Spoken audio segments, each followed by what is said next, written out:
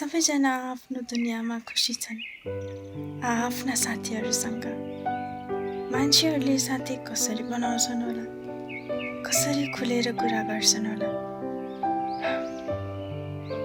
के म पनि साथी बनाउन सक्ला त? म पनि यसरी कुरा गर्न सक्छु होला त? Will there be someone who would love to be my friend?